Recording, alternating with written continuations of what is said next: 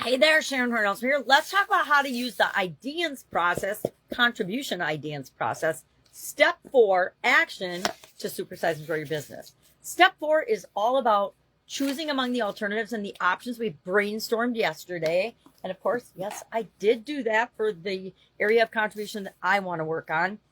And I then selected and circled last night, after just writing them down throughout the day, the 3 that I wanted to look at more deeply, analyze, and choose one among them to take action on today. Why? Because the sooner we reinforce our decision by taking action, the more likely we are to see results and be committed to taking the action and doing what it takes to fill that gap between where we are and where we want to be, especially in areas like contribution, where you don't have to contribute to the outside world or interact with your community, but it sure helps, and it's a huge competitive advantage, and it attracts like-minded people to you, people that are interested in the same things you are, that care about the same things you and your organization do, will be attracted to. And when it comes time to do business or need your products or services, you will be top of mind for them. So today I'm going to share a decision-making tool and an alternative analysis tool called the 3 E's. It's the 3 E tools because each of the steps start with the letter E, or each of the criteria that we're going to analyze the alternatives with start with the letter E. So the first question we ask ourselves, and what I like to do, you don't have to do this, but I like to take the subjective things that are in our life, and like I share the head, heart, and intuition tool, the urine analysis tool, nominal group technique, and other ways of deciding that are more complicated, and the plus and minus or pros and cons technique. But I like to use different tools so that I have a whole bunch of things in my toolbox when it comes time to make a decision or a choice about something. And I like to make it a little more objective by adding values, numeric values to each of these 3 criteria, or how many ever criteria I'm looking at. Some things I look at 5, sometimes I look at 4, sometimes I look at 3. This model happens to have 3, and the 3 are effective, effort level, and emotional readiness. So I like it because it's a lot like head, heart, intuition. It covers everything.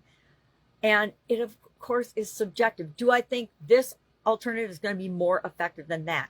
Whichever alternative I think is going to be the most effective, I'll give the highest number to. So if I'm looking at 3 options, I'll give it a 3.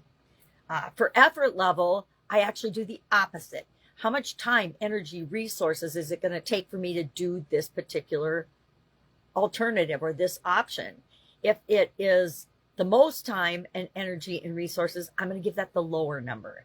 And then for emotional readiness, again, very subjective thing. Am I ready? Are we ready as an organization to take action on this particular option? And again, the one that we're most ready to do, if we can jump in and do it right now today and start taking action on it, that's going to get my 3 weight. And then what I do is I add up the 3 alternatives, and whatever has the highest score, that's the thing we're going to act on today. If it's something I'm just doing in the organization, I can go ahead and take action today. If it requires other people, I'm going to pull them together, and we're going to do something today to move forward in this area of contribution for our organization.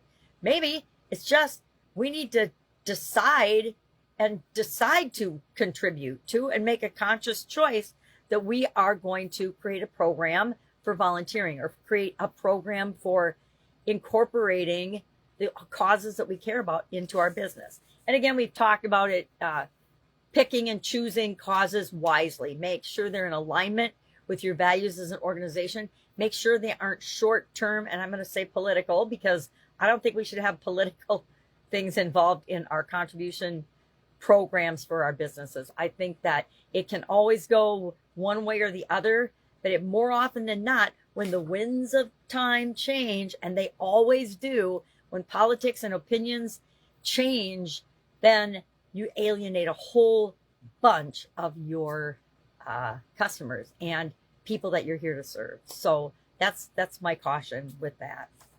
And again, take it with a grain of salt. It's your business. Run it the way you want. But based on my 5 decades of experience in different businesses and different industries, I can honestly say it usually doesn't turn out well in the long run. Depending if you pick a political cause, or if you side with anything that's evil, right? I'm just going to say it. If you're not in the world to make the world a better place, what are you here for? Right? That's just, again, my humble opinion. If I can help you in any way with this step, with analyzing your alternatives and deciding how you're going to start filling the gap between where you are and where you want to be with action today, based on the options that we brainstormed yesterday, just ask. That's all you have to do. I've literally done this tens of thousands of times. Have a great day, and I will, of course, be with you tomorrow.